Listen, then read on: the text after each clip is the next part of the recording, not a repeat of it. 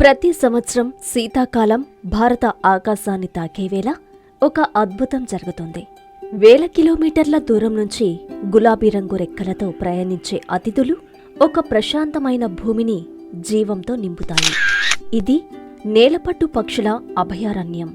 ఆంధ్రప్రదేశ్లో వలస పక్షులకు అత్యంత ముఖ్యమైన ఆశ్రయం. ఈ పక్షులు ఇక్కడికి ఎందుకు వస్తాయి, ఎంతకాలం ఉంటాయి, మళ్లీ ఆకాశంలోకి ఎప్పుడు వెళ్తాయి? ఇది నేలపట్టు కథ, దాని అద్భుతమైన ఫ్లెమింగో పక్షుల కథ. అసలు నేలపట్టు ఎక్కడ ఉంది, ఎందుకంత ముఖ్యమైనది?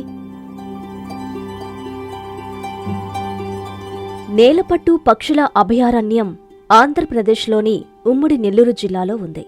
సుమారు 450 హెక్టార్ల విస్తీర్ణంలో విస్తరించిన ఈ తేమ భూములు పక్షుల జీవితానికి ప్రాణాధారం.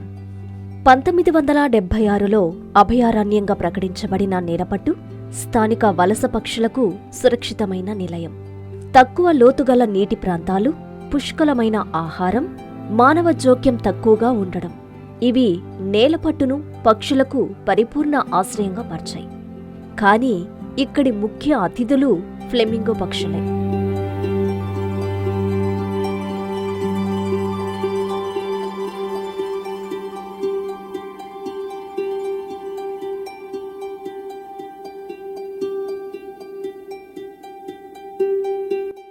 ఫ్లెమింగోలు నేలపట్టుకే ఎందుకు వస్తాయి?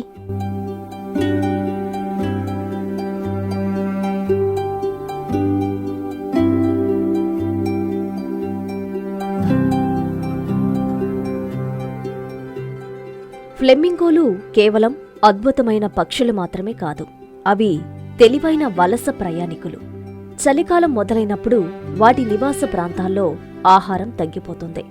ఉష్ణోగ్రతలు జీవించలేని స్థాయికి చేరుతాయి. అప్పుడు ఫ్లెమింగోలు వేల కిలోమీటర్ల ప్రయాణం మొదలు పెడతాయి. ఇవి ప్రధానంగా వచ్చే ప్రాంతాలు ఇరాన్, మధ్య ఆసియా దేశాలు, ఉత్తర భారతదేశం. నేలపట్టు ఫ్లెమింగోలకి అవసరమైన 3 ముఖ్యమైన అంశాలను అందిస్తుంది. ఫ్లెమింగోలు తమ వంకర ముక్కుతో నీటిని వడకట్టి ఆహారం తీసుకుంటాయి. నేలపట్టు తక్కువ లోతు నీరు వాటికి చాలా అనుకూలం.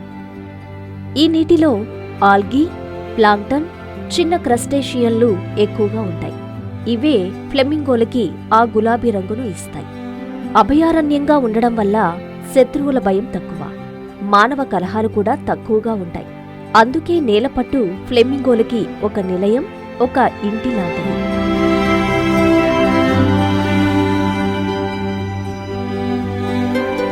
ఫ్లెమింగో పక్షులు ఎంతకాలం ఇక్కడ ఉంటాయి?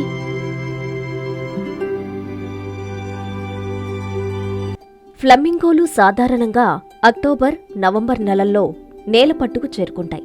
చలికాలం అంతా ఇక్కడే గడుపుతాయి. ఆహారం తీసుకుంటూ, విశ్రాంతి తీసుకుంటూ తమ శక్తిని తిరిగి సంపాదించుకుంటాయి. సుమారు 5 నుంచి 6 నెలలు నేలపట్టులోనే ఉంటాయి. ఈ కాలంలో నేలపట్టు రెక్కలతో నిండిన ప్రపంచంగా మారుతుంది. ఫ్లెమింగోలు ప్రధాన ఆకర్షణ అయినప్పటికీ అవి ఒంటరిగా రావు. నేలపట్టు మరో అనేక పక్షాలకు కూడా నివాసం.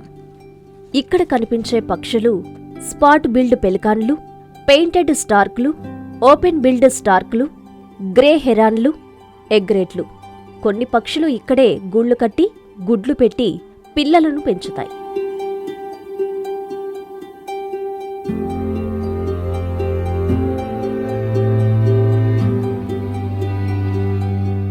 అందుకనే నేలపట్టు కేవలం ఆశ్రయం మాత్రమే కాదు, జీవితం మొదలయ్యే చోటు.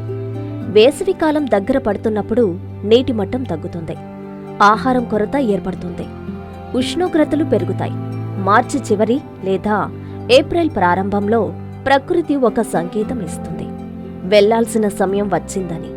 దీంతో ఫ్లెమింగోలు మళ్లీ రెక్కలు విప్పి తమ ప్రాంతాల వైపు ప్రయాణిస్తాయి. అదే నేలపట్టులో ఈ సీజన్ ముగిసిందనేందుకు సూచన.